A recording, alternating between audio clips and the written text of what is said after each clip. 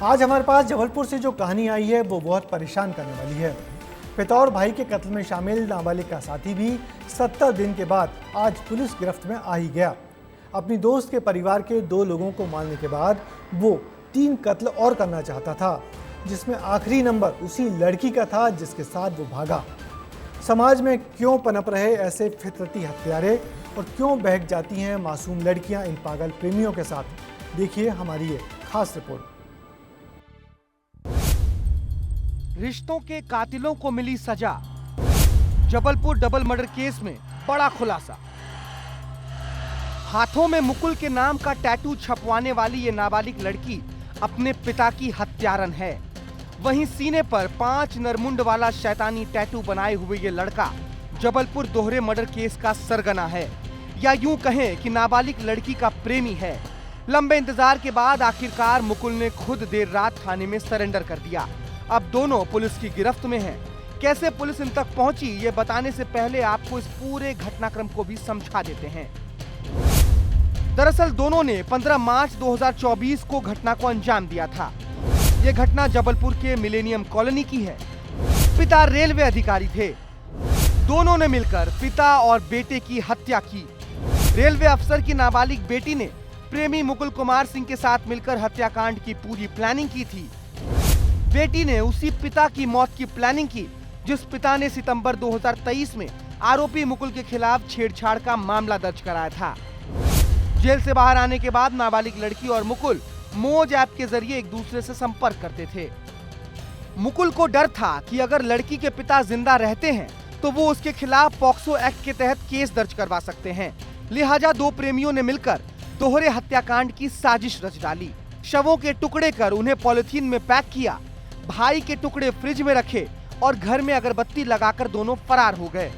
75 दिनों तक पुलिस ने दोनों को खूब तलाशा, जगह जगह पोस्टर चिपकाए।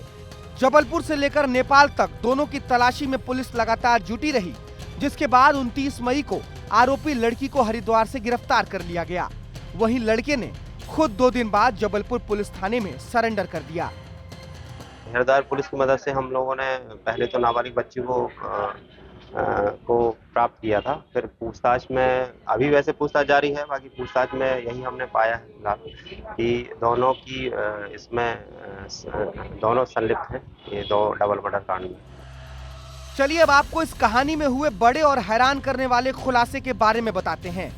दरअसल मुकुल के निशाने पर 5 लोग थे जिन्हें वो मौत के घाट उतारना चाहता था, और इसके लिए मुकुल लंबे समय से प्लानिंग भी कर रहा था। दरअसल हत्यारे मुकुल के निशाने पर प्रेमिका के पिता राजकुमार विश्वकर्मा पहले नंबर पर थे। मुकुल की दूसरी टारगेट थी प्रेमिका की महिला रिश्तेदार, जो उसे बातचीत करने से रोकती थी। तो वहीं उसका पड़ोसी भी उसका तीसरा टारगेट था, जो मुकुल को उसकी हरकतों के लिए टोकता था। मुकुल की चौथी टारगेट वो महिला एएसआई थी जिसने रेप के मामले में जांच की थी। वहीं खुद उसकी प्रेमिका मुकुल का 5वां निशाना था, क्योंकि मुकुल को डर था कि उसके प्रेमिका की वजह से वो कभी मुसीबत में फंस सकता है। हालांकि अब इस हत्याकांड के दोनों आरोपी पुलिस की गिरफ्त में आ चुके हैं और दोनों ने अपना अपराध भी कबूल कर लिया है। पुलिस अब दोनों के खिलाफ हत्या की धाराओं के तहत मुकदमा दर्ज कर आगे की कार्रवाई में जुट गई है। लोगों ने प्लान बनाया कि क्योंकि पिता जो है सबसे ज़्यादा विरोध कर रहे थे, तो फिर उन्होंने डिसाइड किया कि पिता को हमें रास्ते से हटाना पड़ेगा, और इन लोगों ने प्लान करके घटना करी थी। भाई को मारने की?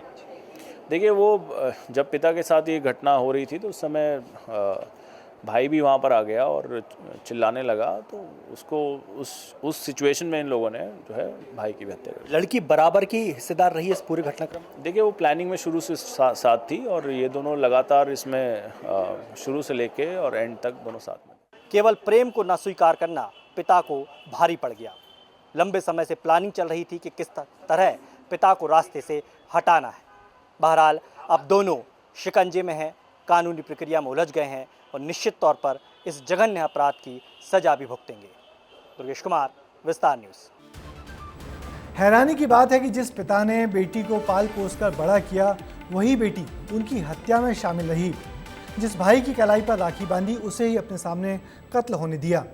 गलत काम से रोकने पर परिवार के लोगों के खिलाफ हो जाने वाले बच्चे क्यों भूल जाते हैं कि उनकी बेहतरी परिवार के लोगों के साथ रहने में है, ना कि किसी अनजान के साथ भागने में।